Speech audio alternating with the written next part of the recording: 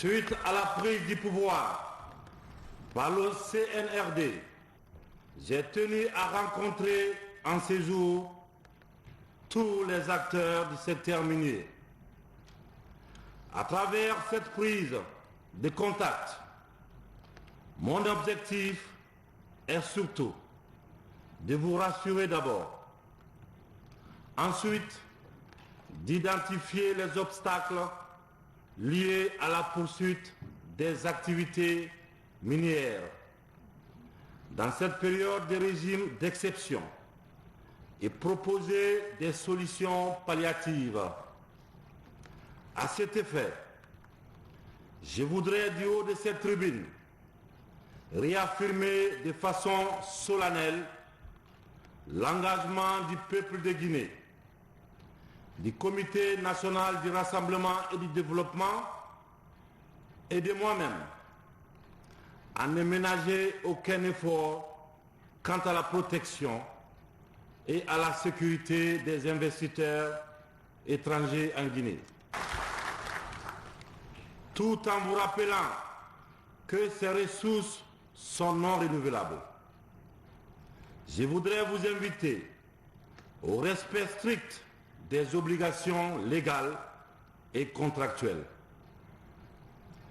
Le Comité national du rassemblement et du développement et le secteur minier ont une communauté d'intérêts. La préservation de ces intérêts nécessite le renforcement des équilibres et le maintien du dialogue. C'est pourquoi la Guinée restera toujours attachée au respect des normes et principes de transparence et de bonne gouvernance prônés par l'initiative pour la transparence dans les industries extractives. Entre autres, dans cette dynamique, une attention particulière sera accordée au respect du contenu local.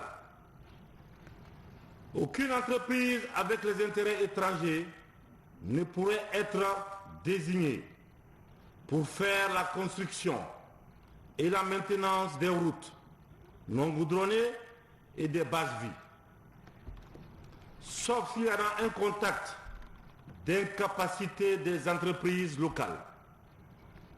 Cette mesure concerne aussi le transport des minerais, notamment par voie terrestre et pour le transport des travailleurs.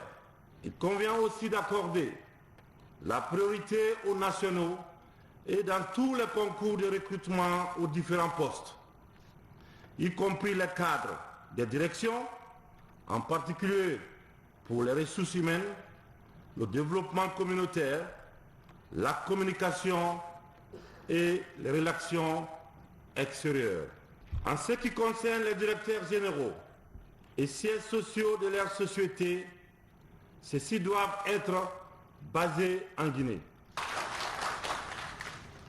Le respect scrupuleux des normes environnementales et sociales par les compagnies est impératif. Nous y veillerons particulièrement.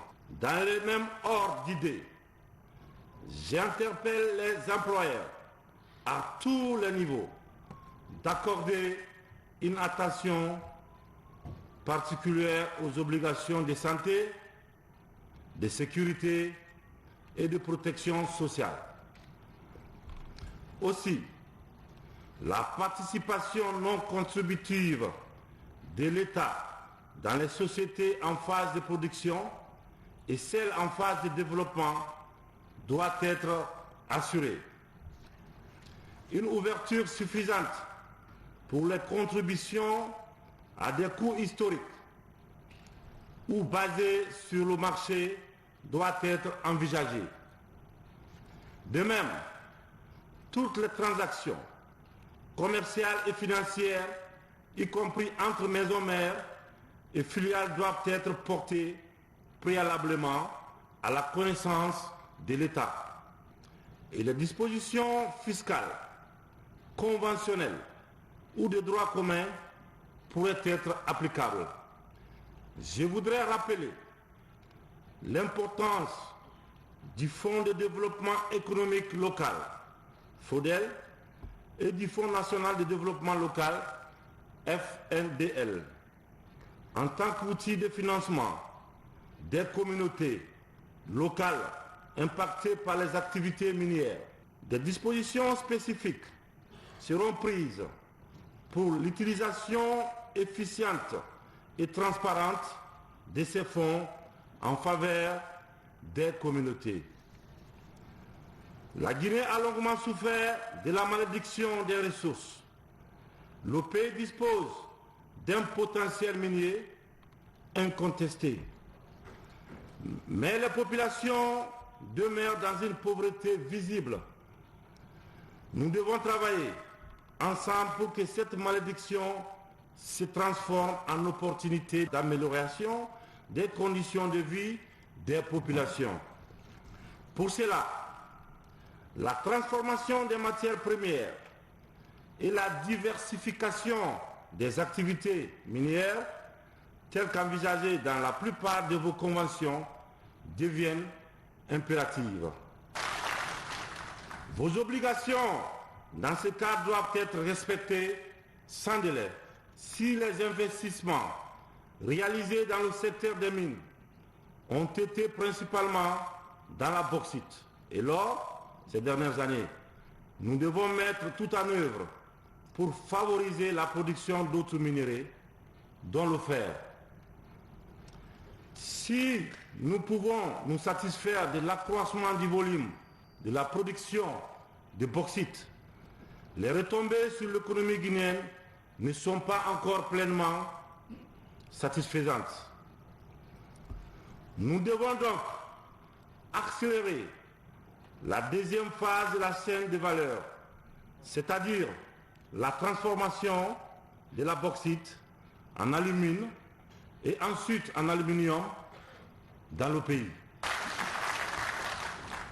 Dans la logique des équilibres des droits et devoirs de chacun et de tous, nous ne transigirons pas sur certains points tels que l'existence de transparence dans les relations État-opérateur, le respect des obligations contenues dans les conventions, la fiscalité, la redistribution des richesses à travers notamment les différents régimes de contribution, la préservation de l'environnement et la responsabilité vis-à-vis des générations futures, l'intensification de la recherche scientifique et de la projection géologique.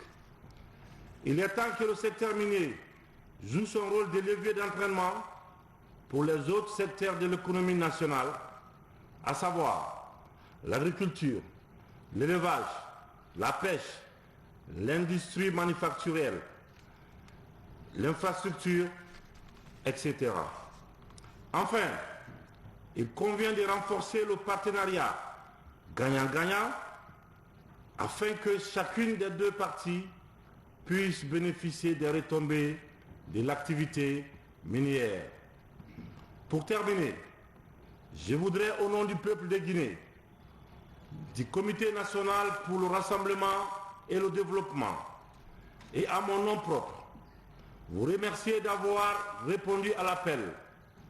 Nous attendons vos propositions et suggestions relatives à la réussite de la transition. Le CNRD compte entièrement sur vous. Que le bon Dieu bénisse la Guinée et les Guinéens. Je vous remercie.